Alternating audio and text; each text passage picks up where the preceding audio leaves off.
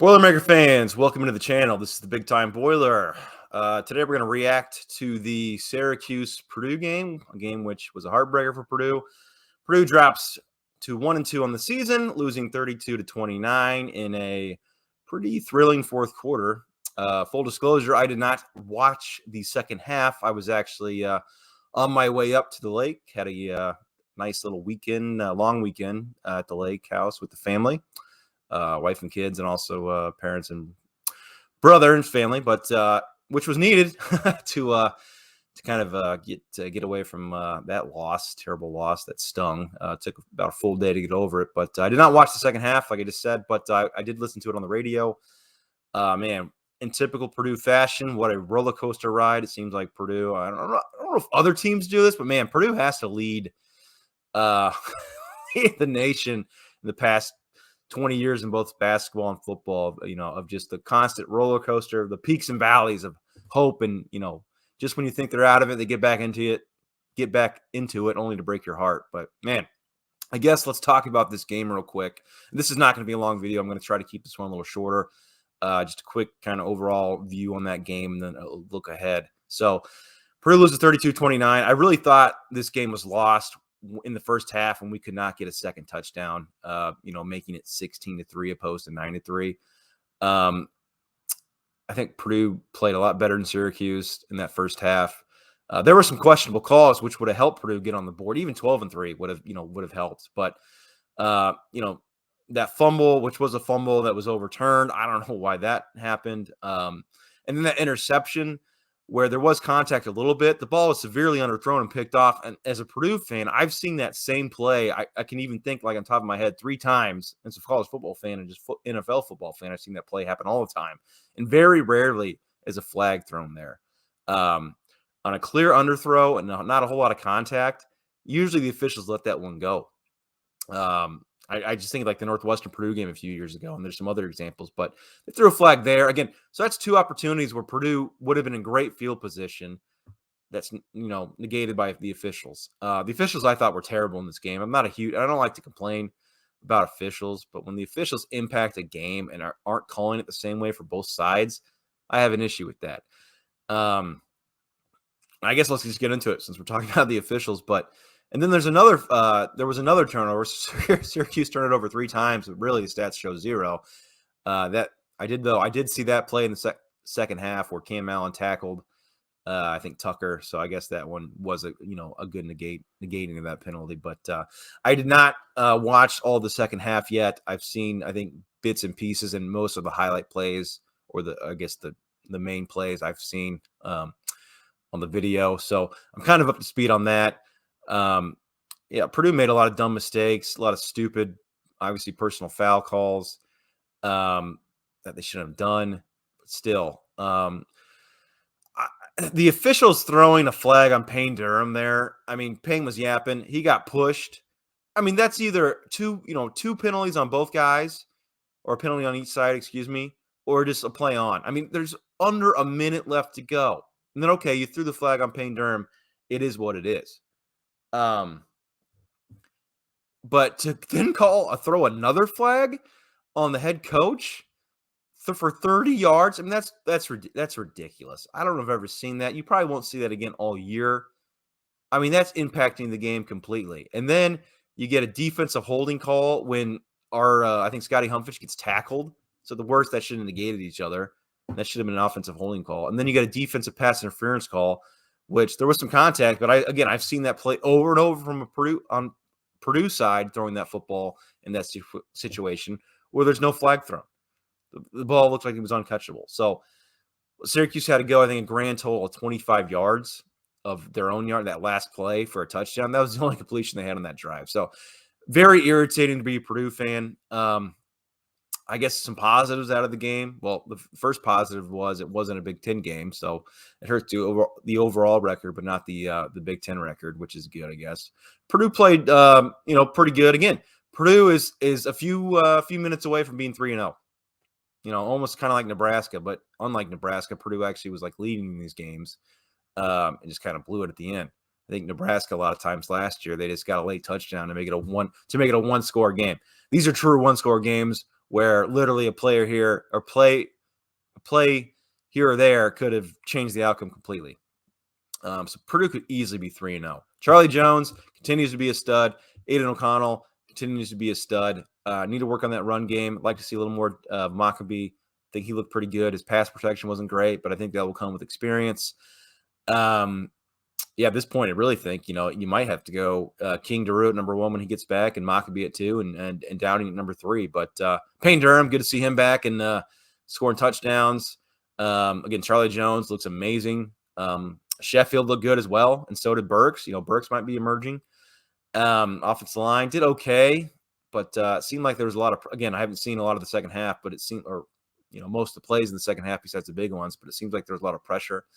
At least that's what the radio was saying.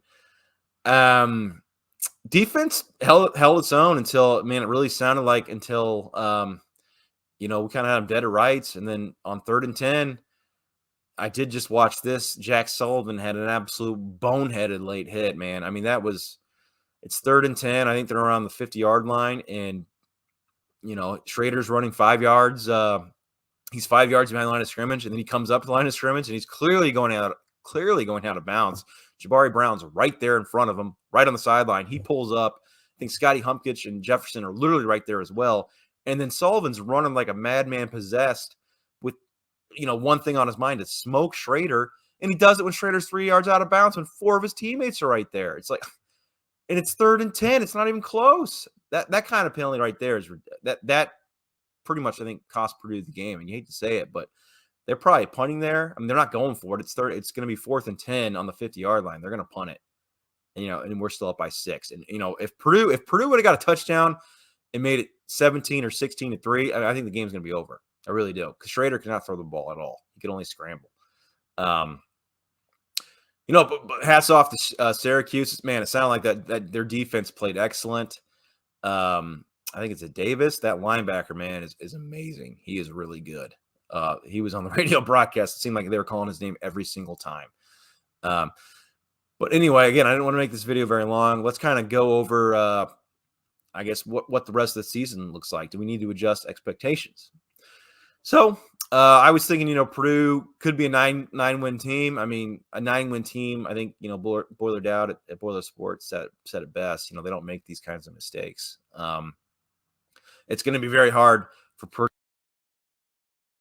regular season wins going forward. Hey, it could happen. Maybe Purdue circles the wagons, kind of come to Jesus moment and gets the stuff fixed up. This is a good team. They should be 3-0, if it's not for the boneheaded mistakes. So, and Penn State's looking great, blowing out Auburn. So, and Purdue should have beat Penn State and looked like the better team. So, there's talent here. I think Purdue can get it fixed. The good news for Purdue is the Big Ten West looks horrendous. Outside of Minnesota, Wisconsin, dare I put Iowa in there? With that offense, I don't think you can put Iowa in that discussion. Wisconsin's pretty up and down with Graham Mertz. Minnesota hasn't played anybody that has a pulse, and now they just lost their best number 1 wide receiver. And I don't think they have a ton of good receivers there. They might have some talent, but I think I just saw a tweet where their, I think, top guy now has a career 434 yards or something like that. So to my knowledge, they don't have a guy anywhere near as good as Autumn Bell. So that's a big loss. And I think Autumn Bell has hurt Purdue in the past. So this game at Minnesota coming up is absolute massive. Minnesota has a big game against Michigan State next week, and then they play at home against Purdue. But Purdue's got to obviously get past FAU, who's not a good football team. They're okay. Purdue should have no problem, though, as long as they handle their business. And I assume they're going to come out with a vengeance on that against FAU and win pretty big at night this weekend. So key there is stay healthy, get some things cleaned up, play close to clean game, and take that win, go 2-2, try to beat Minnesota, beat Maryland, who I both had as losses. But now, though, so I had both Maryland and Minnesota losses. So I had them at 4-2. If Purdue can get to 4-2 and beat Minnesota and Maryland, hey, we're right on track. But, football can be a strange game. It really can. And sometimes you see pretty good teams like Purdue in a situation where, hey, you're 1-2, and it can go one or two ways. The wheels can come off, or, again, come to Jesus moment, and get things figured out and go on a tear, which hopefully can happen with this team. You know, Jeff Brom seemed to say the right things in the press conference. So anyway, just trying to think if there's anything else I want to say. I think that's kind of it. Again, I wanted to keep this one a little shorter. Gotta handle FAU. Need to come out. Don't have a lull. Don't have a hangover. Come out with a vengeance. Take care of FAU. Get that bad taste out of your mouth and move on. And then you're in the Big Ten season, and anything can happen. You only have one loss in the Big Ten standings. Again, anything can happen. The Big Ten West, man, is not good at all.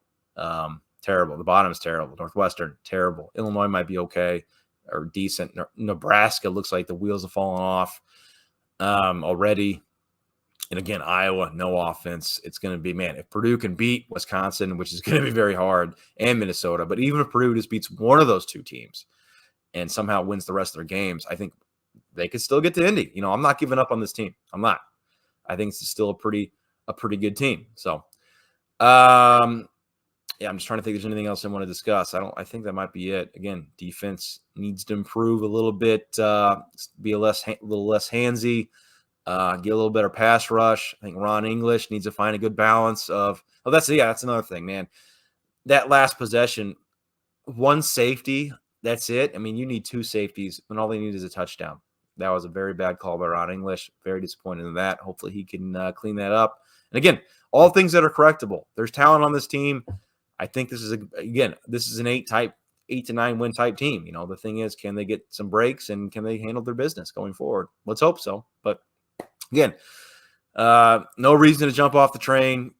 You know, this is still going to be an exciting year. This is still a good team. Hopefully, we get some breaks going forward. So anyway, with that, God bless you. Boiler up, and we'll see you next time. Hopefully, after a big FAU win. We'll see you.